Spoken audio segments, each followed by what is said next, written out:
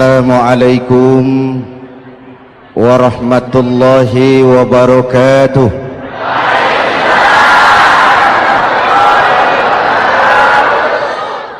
Alhamdulillah wassalatu wassalamu ala Rasulillah Sayyidina Muhammad ibn Abdullah wa ala alihi wa sahbihi wa mawala, amma ba'du. Saudara-saudara kaum muslimin di seluruh tanah air, hari-hari pada minggu akhir Ramadan kita bersama-sama menyaksikan sebuah fenomena tentang pindahnya kegiatan umat dari masjid ke pasar, dari masjid ke terminal, dari masjid ke stasiun, dari masjid ke bandara. Apa boleh buat, itulah wajah kita, bahwa lebaran artinya mudik, bahwa lebaran artinya baju baru dan makanan. Lebaran berbeda dengan Idul Fitri. Lebaran adalah tradisi yang setiap kita boleh ikutan. Siapa saja boleh ikut lebaran, tapi tidak tiap orang bisa merayakan Idul Fitri. Mau puasa atau tidak puasa boleh lebaran, tidak dilarang sama petugas keamanan. Mau ibadah Ramadan atau tidak melaksanakan ibadah Ramadan boleh ikut lebaran, tapi tidak berarti merayakan Idul Fitri, karena selalu ada kos dari apa saja yang kita lakukan. Saya mau cerita, mau dengar nggak? Ada dokter gigi, dokter baru, satu sore praktek, pasiennya 4 orang nunggu duduk jejeran. Dipanggil pasien pertama, diperiksa, berlubang giginya, dicabut tanpa dibius. Namanya dokter baru. Pasien ini teriak, aduh sakit dok, tidak kuat, sakit. Teriakannya keras sekali. Pasien yang 3 orang yang nunggu gemeter, Pak. Lari semua. Selesai dicabut, diobati, selesai, tanya, sudah selesai dok? Sudah mas. Berapa biayanya? 200.000. Loh, biasanya kan 50.000, kok 200.000? Biasanya sih memang 50.000, tapi siapa suruh kau teriak? Yang 3 lari.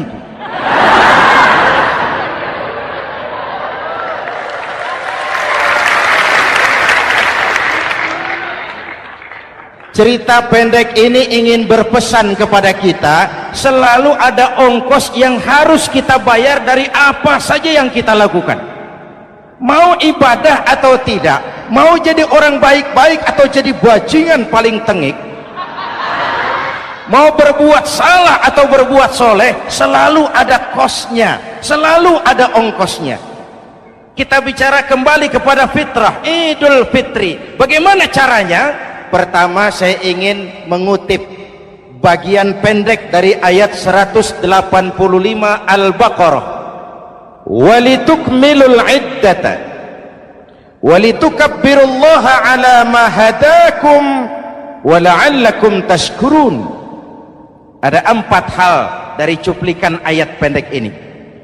Pertama, walitukmilul iddata, hendaknya engkau sempurnakan jumlah bilangan hari puasamu. Berpuasa sebulan penuh. Sebulan penuh itu bisa 29, bisa 30. Pak, kalau beda pendapat bagaimana? Ada yang lebaran tanggal 5, ada yang lebaran tanggal 6. Hadirin, bagi yang punya kemampuan berijtihad, silahkan melakukan ru'yatul hilal. Bagi yang tidak, lebih aman ikut pesan Nabi. Apa pesan Nabi?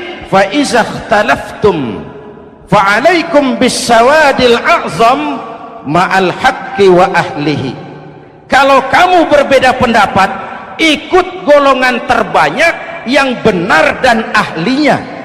Jadi walaupun banyak, kalau tidak benar dan bukan ahlinya, tidak usah ikutin. Banyak benar dan ahlinya. Contoh, 100 insinyur berbeda pendapat dengan 10 kiai tentang doa kunut. Yang diikuti pasti 10 kiai, bukan 100 insinyur. Betul?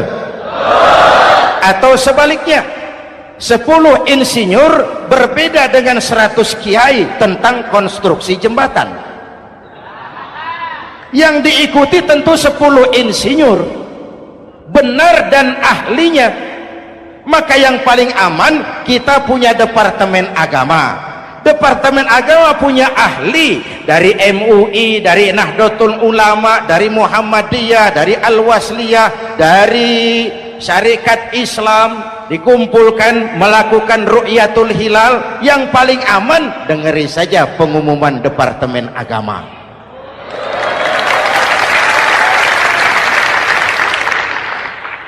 Tapi tetap menghormati mereka yang meyakini 1 Syawal jatuh pada tanggal 5. Beda boleh, marah jangan. Jelas? Saudara boleh suka tempe, tapi jangan menghina orang yang tidak suka tempe. Saudara boleh senang tahu, tapi jangan ngenyek karo wong yang senang tahu.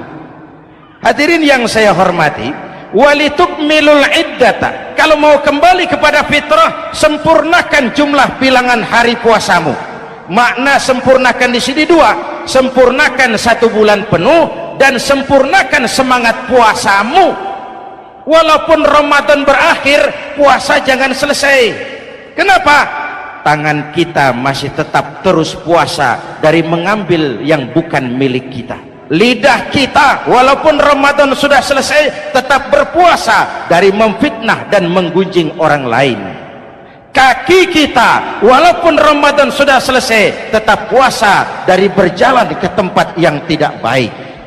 Perut kita tetap berpuasa dari kemasukan barang-barang yang haram. Sempurnakan semangat puasamu.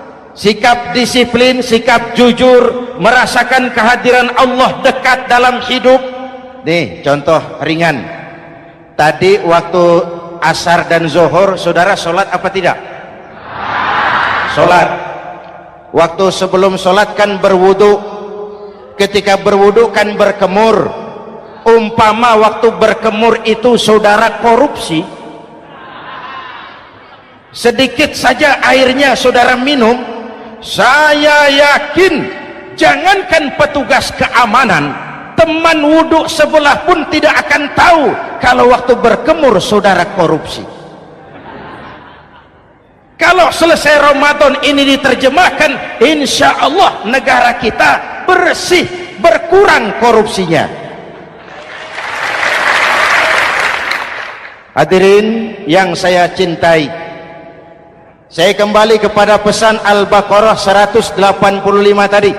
Walitukmilul iddata, sempurnakan jumlah bilangan hari puasamu. Puasa sebulan penuh dan kemudian lanjutkan semangat Ramadan. Disiplin, merasakan diri di bawah pengawasan Allah. Sekarang ini Allah ditekan. Kita iman dalam ucapan tapi sekuler dalam perbuatan. Tuhan cuma ada di masjid, di kantor Tuhan hilang, maka korupsi merajalela. Tuhan cuma ada di masjid, di pasar Tuhan hilang, maka timbangan tetap curang. Iman dalam ucapan tapi sekuler dalam perbuatan. Kalau jiwa dan semangat Ramadan kita bisa terapkan, insya Allah korupsi akan berkurang. Sekarang kan kita prihatin, yang tadinya teriak-teriak wong cilik malah ribut rumah mewah. Yang tadinya teriak-teriak rakyat kecil sekarang malah ribut soal villa 5 miliar. Ini kan menyedihkan, memilukan dan memalukan. Tidak punya sense of crisis. Nah, saya juga nggak tahu apa itu. Udah dengerin aja, kenapa sih? usil bener.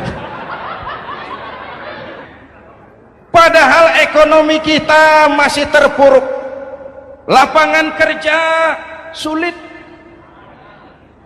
jumlah pengangguran rata-rata 2 juta orang per tahun, lapangan kerja baru sulit terbuka karena investor jangankan yang dari luar mau masuk, yang di dalam siap-siap keluar.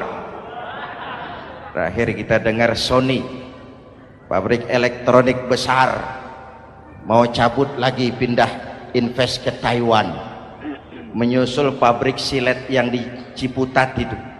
Ketika ditanya apa investasi di Cina lebih murah, tidak, dia bilang lebih mahal, cuma lebih pasti.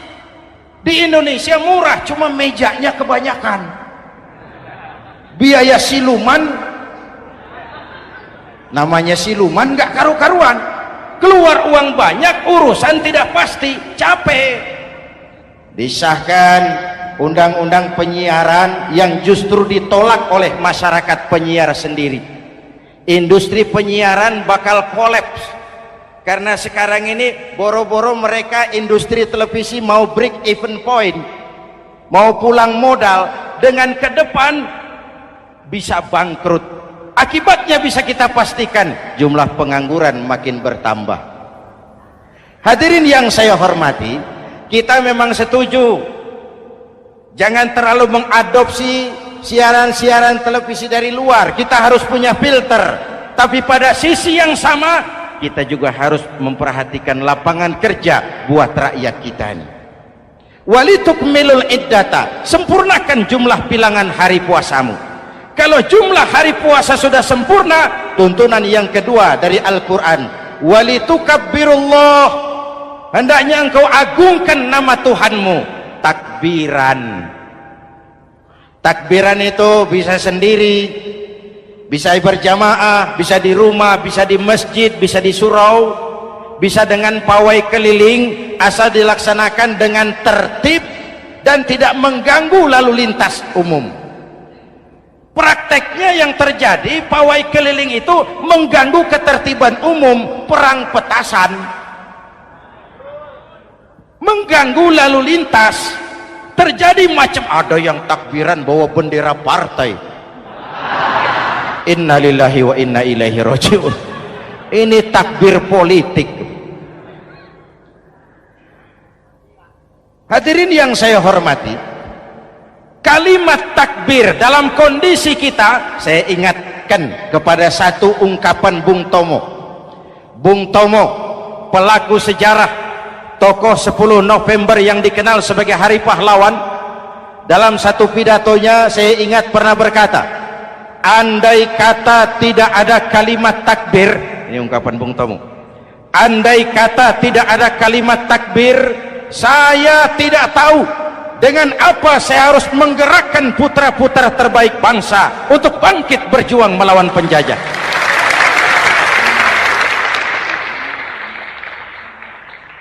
Ketika Allahu Akbar itu londo, kelihatannya kecil, meriam nggak meleduk. Dahulu orang-orang tua kita cuma ada 2 kata, merdeka atau mati. Tidak berpikir nanti kalau menang dan merdeka saya jadi wali kota di mana.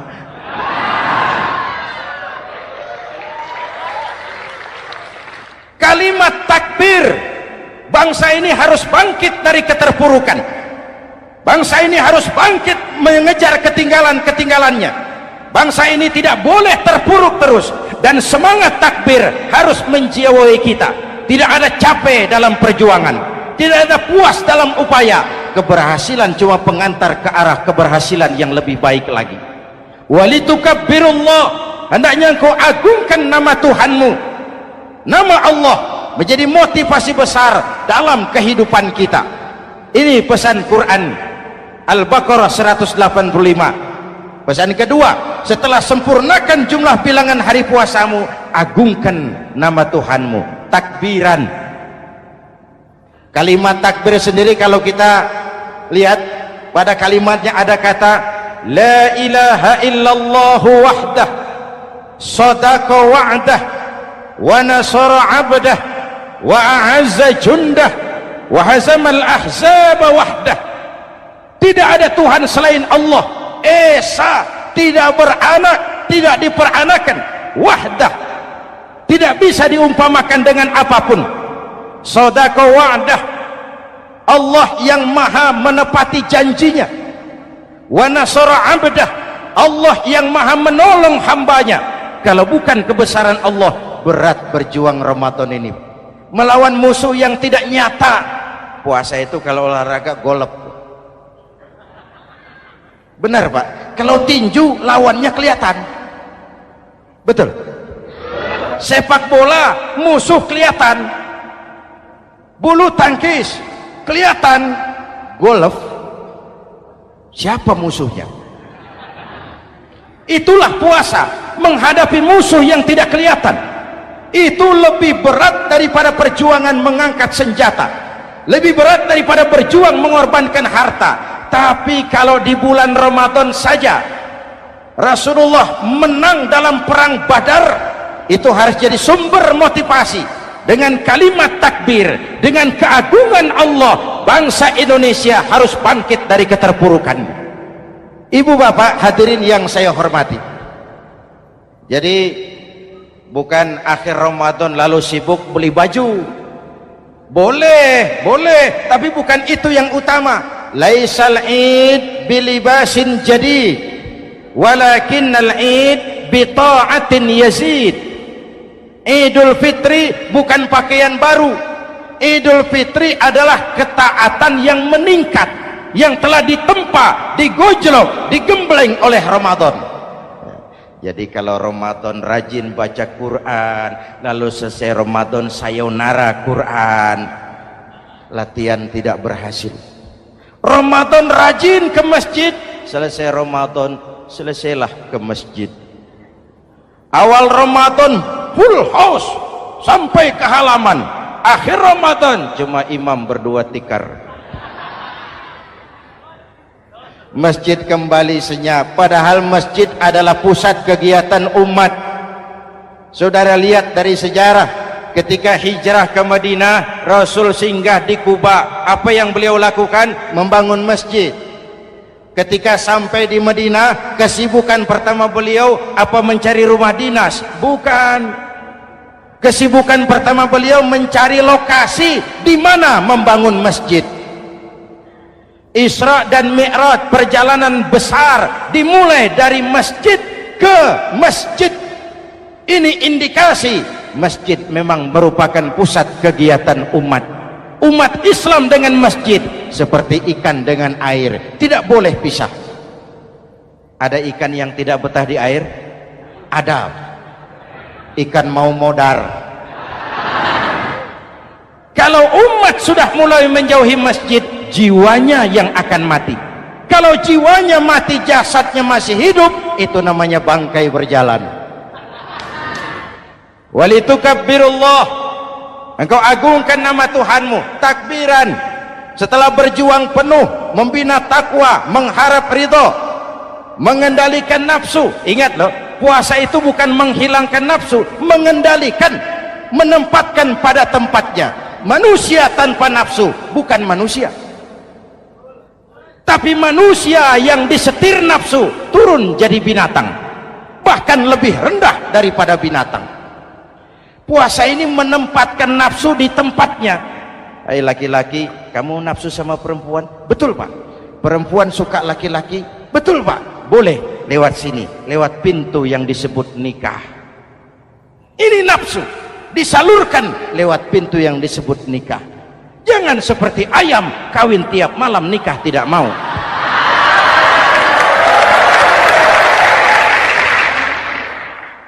Hai manusia, nafsu kepada materi, kepengen kaya? Iya Pak, boleh. Usaha yang halal, jual beli yang halal. Wa ahallallahu al-bai'a wa harrama riba. Allah halalkan jual beli. Jangan ingin kaya lalu makan renten, ingin kaya lalu korupsi, ingin kaya lalu buka peternakan tuyul. Manusia ingin berkuasa, boleh, tapi tetap punya etika dan moral. Jangan ingin berkuasa lalu fitnah, ingin berkuasa lalu mengadu domba orang, ingin berkuasa lalu menghalalkan segala cara. Puasa menempatkan nafsu pada tempatnya. Manusia yang dikendalikan nafsu lebih puas daripada binatang. Saya punya ungkapan lama, sebuas-buasnya kerbau makanannya tetap rumput. Saya belum pernah dengar ada kerbau terlalu buas lalu makan roti. Betul? Tapi manusia kalau sudah dikendalikan nafsu, manusia bukan cuma makan nasi, aspal, semen, kertas, minumnya solar, jauh lebih puas daripada binatang. Inilah puasa, arep nguwong ke wong, agar manusia itu jadi dirinya, fitrahnya, jangan dikendalikan oleh nafsu. Kita ini sudah diciptakan fi ahsani taqwim. Hadirin, yang ketiga pesan Al-Baqarah 185 tadi, setelah sempurna jumlah bilangan hari puasa, lalu mengumandangkan takbir, membayar zakat fitrah. Kenapa itu kita lakukan? Mengagungkan nama Allah, ala ma hadakum, agungkan nama Allah yang telah memberikan hidayahnya kepadamu. Masya Allah nih, hidayah, kita bersyukur. Hidayah ini hak prerogatif Allah, diberikan kepada siapa saja yang dikehendaki oleh Allah. Kita bisa lihat dalam sejarah, ada anak Nabi tidak mendapat hidayah, tidak terpanggil mengikuti kebenaran yang disampaikan oleh bapaknya, namanya Kan'an, putra Nabi Nuh. Ada ayah Nabi bernama Azar, ayah Nabi Ibrahim, putranya penegak tauhid, ayahnya produsen berhala. Ada istri Nabi, istrinya Nabi Lut, tidak mendapat hidayah, tidak terpanggil mengikuti kebenaran. Lalu Abu Jahal, Abu Lahab, paman Nabi, melihat Nabi, menyaksikan mukjizat, mendengar wahyu, melihat tutur kata Nabi, hidayah tidak datang kepada dia, maka mereka tidak terpanggil mengikuti kebenaran. Kita alhamdulillah keponakan Nabi saja bukan, mendapat yang namanya hidayah ini. Ini harus kita pelihara, kita jaga baik-baik, karena ini merupakan hak prerogatif Allah. Yahdi man yasha, diberikan kepada siapa saja yang dikehendakinya. Hadirin, sembari kita mengambil pelajaran tentang Kan'an yang tidak dapat, putra Nabi Nuh. Ini saya ngambil bagian cerita sejarah, masih mau dengar? Nabi Nuh diberi umur 950 tahun, berdakwah sepanjang hidup. 800 tahun beliau dakwah, dapat pengikut tidak lebih 80 orang, rata-rata 10 tahun satu. Yang dihadapi ini umat yang kurang ajar, bandel, bajingan, tengik. Kalau diceramahi, telinganya ditutup dengan tangannya. Ini saking kurang ajarnya ini umat. Diberikan dakwah, telinganya ditutup dengan tangan. Nabi Nuh ketika di puncak kesabarannya munajat, ya Rabb, bagaimana Nuh? Siang malam saya berdakwah kepada umat ini, saya sampaikan risalahmu, saya canangkan seruanmu, saya sampaikan ajaranmu. Inni da'autu qaumi lailan wa nahara, siang malam saya berdakwah kepada umat. Wa inni kullama da'autuhum ja'alu asabi'ahum fi adhanihim, tiap kali saya sampaikan dakwah kepada mereka, mereka tutup telinganya dengan tangannya. Saya tidak sanggup menghadapi umat seperti ini, ya Allah. Habis mau kamu bagaimana Nuh? Sikat saja sudah semua ini. bikin mati saja. Nanti kalau punya anak, anaknya kafir lagi. Lebih baik bapak moyangnya, mbah-mbahnya sikat semua. Rabbi la tazar 'alal ardi minal kafirina dayyara. Jangan disisakan orang kafir, habisin semua. Itu mau kamu? Iya. Buat kapal Nuh, nanti aku turunkan banjir. Dengan apa saya membuat kapal ya Rabb? Pakai kayu Nuh. Kayunya dari mana ya Rob? Dari pohon tentu. Pohonnya belum ada ya Rob. Tanam dulu Nuh. Membuat kapal kayunya nanam pohon dulu. Apa artinya? Perjuangan bukan simsalabim abracadabra. Perjuangan bukan makan lombok, ini hari dimakan, ini hari pedas. Perjuangan itu proses. Ada keringat, ada air mata, ada darah, tempo-tempo nyawa.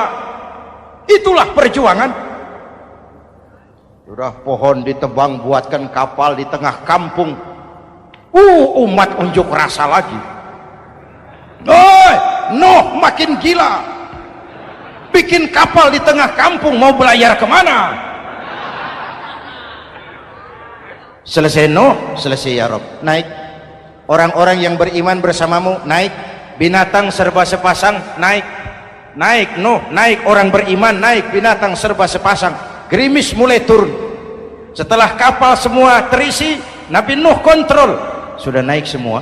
Sudah. Nuh, Mas Bejo ada? Ada. Mbok Painem, naik sudah masuk. Oke,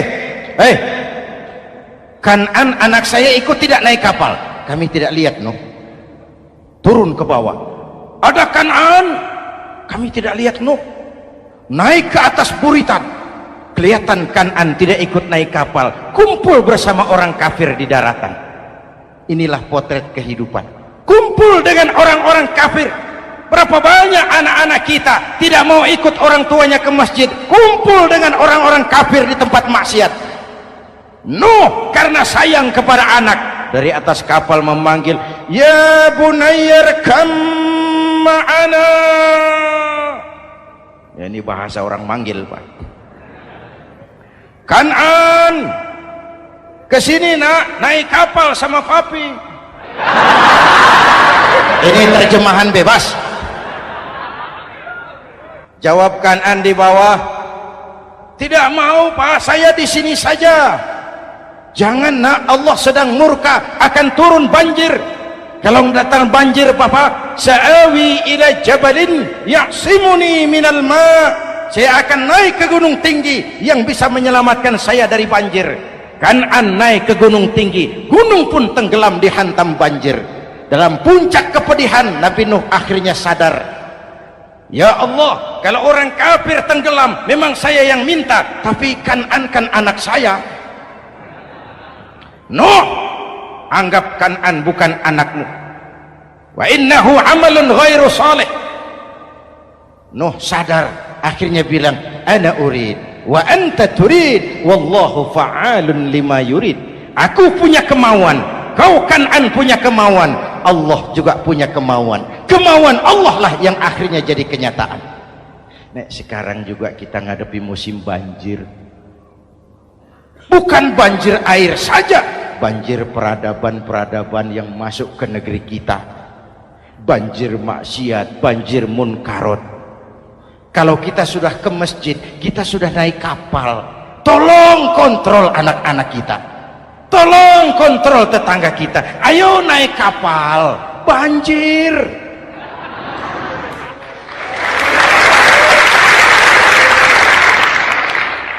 Ditutup ayat ini dengan wala'allakum tashkurun. Atas hidayah yang diberikan kepada kita, kita bisa melaksanakan ibadah Ramadan, bisa takbiran, dan diakhiri dengan ungkapan tasyakkur. Tasyakkur dan tafakkur, mensyukuri nikmat. Saya berulang kali mengingatkan, nikmat bisa berubah menjadi azab kalau kita tidak pandai mensyukurinya. Bayangkan Pak, tahun 87-an kita itu jadi negara yang berswasembada pangan.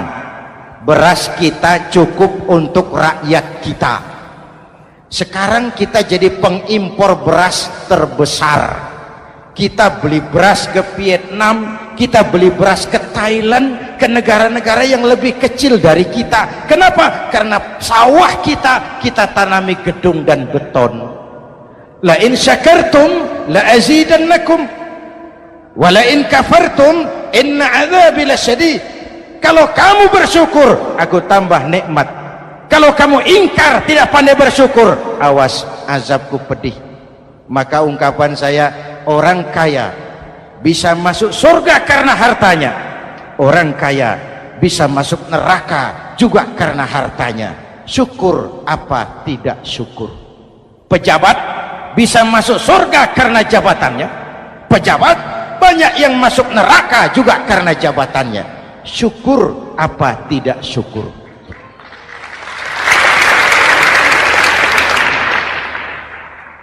Orang alim, kiai bisa masuk surga karena ilmunya.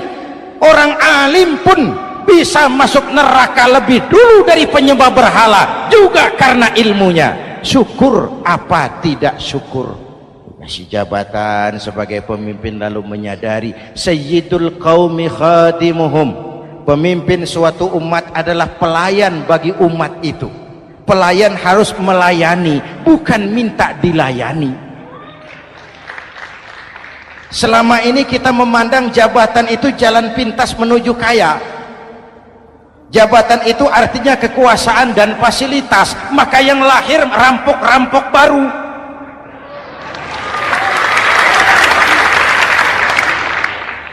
Jabatan adalah alat untuk pengabdian di tengah rakyat yang sedang susah, di tengah negara yang sedang terpuruk. Kita memerlukan pemimpin-pemimpin yang sadar sayyidul qaumi khadimuhum. Pemimpin suatu kaum adalah pelayan bagi kaum itu sendiri.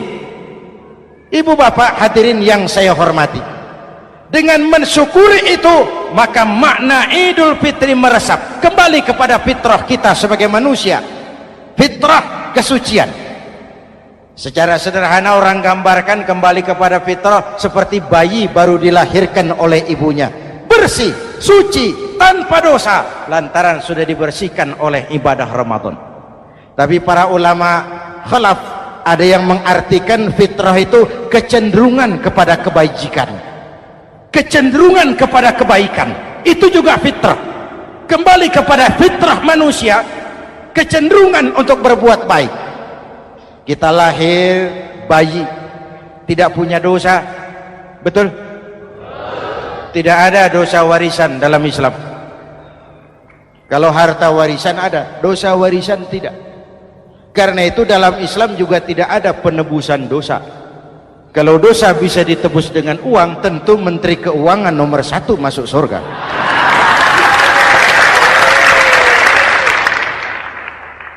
Dosa dalam Islam ditebus dengan taubat, langsung kepada Allah, sonder calo. Hadirin yang saya hormati, kembali kepada fitrah seperti bayi baru dilahirkan oleh ibunya, bersih, tidak punya dosa kepada Allah lantaran sudah dibersihkan oleh ibadah Ramadan. Soalnya kemudian kita kan tidak hanya bersalah kepada Allah, kita ini juga bergaul dengan sesama manusia, betul? Sebuah hadis, sahabat ditanya oleh Rasul, atadruna manil muflis? Saudara-saudara, tahu kamu siapa orang yang bangkrut? Oh Rasul, orang bangkrut yang tidak punya uang, orang bangkrut yang tidak punya harta. Salah, kata Rasul. Innal muflisa min ummati, yang bangkrut dari golongan umatku, yang besok di hari kiamat datang menghadap Allah dengan membawa pahala solat, membawa pahala zakat, membawa pahala haji, membawa pahala sedekah pada satu pihak. Sementara pada sisi yang lain, sebelah kiri, orang ini juga datang membawa kesalahan karena pernah mencaci maki orang, pernah memfitnah orang, pernah memakan harta orang dengan cara yang zalim. Satu sisi bawa kebajikan, sisi lain bawa kesalahan. Kalau ini yang terjadi, bagaimana nasib kita? Kata Nabi, Tuhan, ini pahala solat saya, ini solat yang wajib, ini yang sunnah, rawatibnya, nawafilnya. Datang orang, sebentar Tuhan, apa? Dia memang rajin solat, tapi saya pernah dicaci maki, hancur nama saya. remuk hati saya. Di dunia saya tidak bisa membalas karena dia lebih berkuasa. Sekarang saya menuntut keadilan. Betul? Ya Tuhan, sini pahala sholatmu kasih orang yang kau caci maki. Tuhan, ini pahala puasa saya yang wajib Ramadannya, sunnah 6 hari Syawalnya, Senin Kemisnya. Ini Tuhan. Datang lagi, sebentar Tuhan. Kenapa? Dia memang rajin puasa, tapi saya pernah difitnah tanpa benar, dicorengkan arang ke dahi, hancur nama saya karenanya. Saya menuntut keadilan karena di dunia waktu itu cuma banyak pengadilan tapi tidak ada keadilan. Benar? Benar. Ini pahala sholatmu kasih orang yang kau fitnah. Tuhan, ini pahala zakat saya. Datang lagi, Tuhan, dia memang suka zakat tapi korupsinya lebih besar dari zakatnya. Nuntut keadilan. Sini pahala zakatmu kasih. Kalau habis pahala kebaikan, orang yang menuntut masih banyak, diambillah dosa orang yang kita sakiti, diberikan kepada kita. Pahala dipreteli, dosa diberikan. Apa enggak bangkrut? Ibarat orang dagang, modal habis, tagihan hutang datang terus. Kenapa? Orang ini cuma baik hubungannya kepada Allah, tapi tidak baik hubungannya dengan sesama manusia. Karena itu, dalam konteks dengan fitrah, manusia makhluk yang fitrah. Apa fitrah itu? Pertama, manusia makhluk yang bertuhan. Itu fitrah. Mengingkari Tuhan, mengingkari fitrah. Yang kedua, manusia makhluk sosial, zon politikan. Itu fitrah. Kita tidak bisa hidup sendiri. Betapa dan siapapun kita memerlukan yang lain. Maka nuansa Ramadan intinya adalah silaturahmi. Nuansa Idul Fitri silaturahmi antara sesama kita. Ada baiknya saya ingatkan lagi sebuah hadis. Masih mau dengar? Selesai sholat Id, sahabat mendengar Rasul mengucapkan amin 3 kali. Amin, amin, amin. Ya Rasul, ada apa? Tadi turun Jibril selesai sholat, mau berdoa. Muhammad, aku mau mohon kepada Allah, mau kau aminkan? Silahkan Jibril. Jibril doa, Rasul amin. Doanya 3 macam permohonan, maka Rasul 3 kali mengucapkan amin. Kalau sudah Jibril yang doa, Rasul yang amin, apa ya doanya ditolak? Apa isi doanya? Yang pertama, ya Allah, doa malaikat Jibril, hari ini 1 Syawal, waktu itu doanya, saya mohon kepadamu, jangan engkau terima puasa dan ibadahnya anak yang durhaka kepada ibu bapaknya. Rasul mengucapkan amin. Renungan buat kita. Itu sebabnya barangkali sesibuk-sibuk di Jakarta masih mau mudik nemui orang tua. Yang kedua, ya Rabb, saya mohon kepadamu, jangan engkau terima puasa dan ibadahnya istri yang durhaka kepada suaminya. Amin. Kedengaran Bu? Ada ibu-ibu tanya, Pak, kalau suami yang durhaka sama istrinya bagaimana? Hadisnya tidak menjelaskan itu, Bu.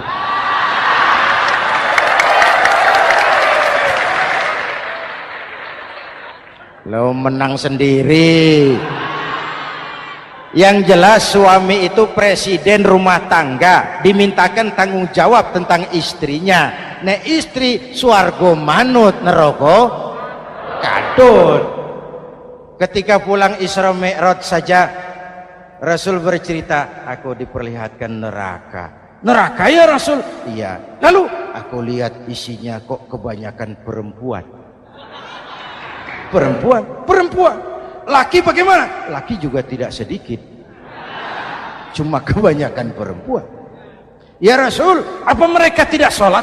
Sholat. Apa mereka tidak ngaji? Oh, rajin mereka sama suaminya. Kenapa banyak mereka di sana? Rasul senyum dan menjawab, hunna yakfurnal asir.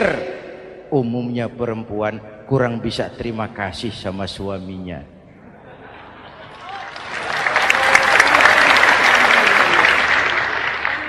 Ini penyakit turunan. Oi, ngaku oi. Lalu yang ketiga, ya Allah, hari ini saya mohon kepadamu, jangan engkau terima puasa dan ibadahnya muslim yang tidak mau memaafkan sesama saudaranya muslim. Memaafkan lebih berat daripada meminta maaf, tapi memberi maaf lebih mulia daripada meminta maaf. Inilah nuansa mengembalikan semangat saling menghargai, saling mencintai, keutuhan, kerukunan, dan kedamaian. Sudah capek kita rakyat dengan konflik, sudah capek kita dengan mengedepankan perbedaan dan bukan persamaan. Sudah waktunya kita berbeda tapi tetap bergandengan, tetap bersama menyongsong hari esok yang lebih baik. Mintalah ridho ibu bapak, suami kepada istri, istri kepada suami, dan memaafkan sesama saudara muslim sehingga kita benar-benar kembali kepada fitrah. Terima kasih dan mohon maaf, semoga ada manfaatnya. Usikum wa nafsi bitaqwallah. Wassalamualaikum warahmatullahi wabarakatuh.